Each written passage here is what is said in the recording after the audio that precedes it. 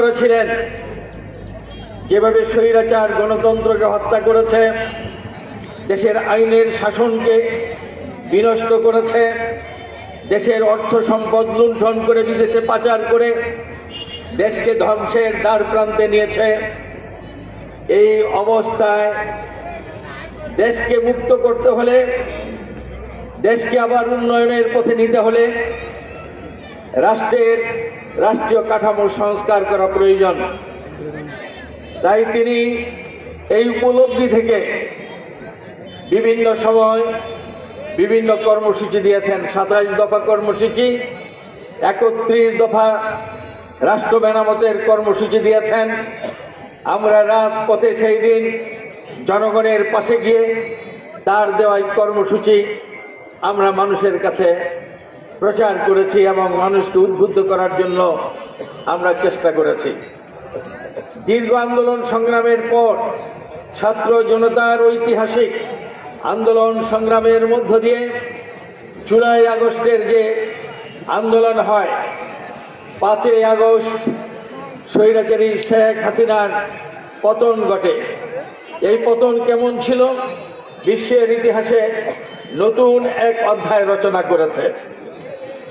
জনগণের আন্দোলন সংগ্রামের সময় দাম্ভিক স্বৈরাচারী ফ্যাসিস্ট হাসিনা সরকার জীবন রক্ষার কথা বিবেচনা করে দেশ থেকে পালিয়ে যেতে বাধ্য হয়। শুধু সে পালিয়ে যায়নি, তার মন্ত্রী পরিষদের সদস্য, পার্লামেন্ট মেম্বার,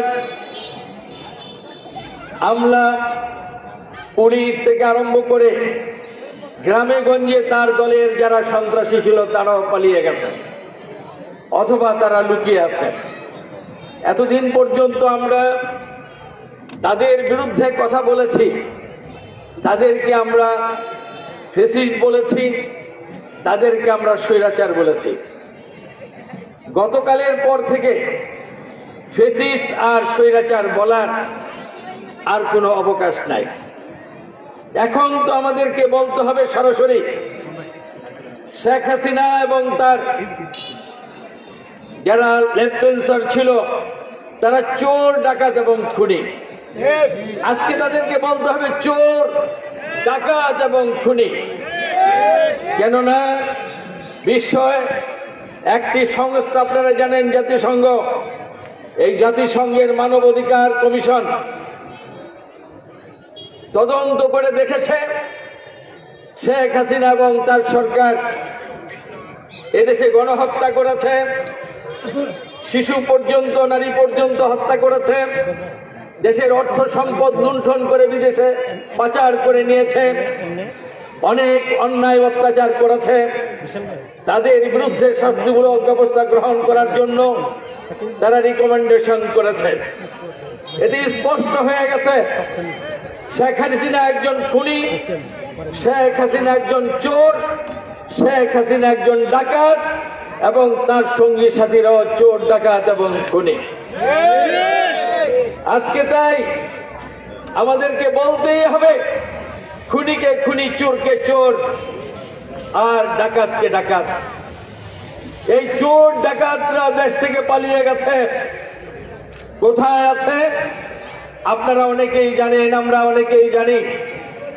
শেখ হাসিনা পালিয়েছে পার্শ্ববর্তী রাষ্ট্র ভারতে। আমরা পার্শ্ববর্তী রাষ্ট্রের যারা নেতৃত্ব দেন তাদের উদ্দেশ্যে আজকে বলতে চাই, প্রমাণিত হয়েছে যাদেরকে আপনারা আশ্রয় দিয়েছেন তারা চোর, ডাকাত এবং হত্যাকারী।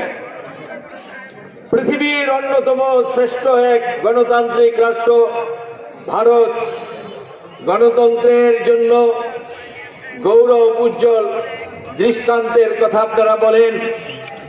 আজকে কি তাহলে আমাদেরকে বলতে হবে পার্শ্ববর্তী রাষ্ট্র চোর, ডাকাত এবং খুনিদেরকে আশ্রয় দেয়?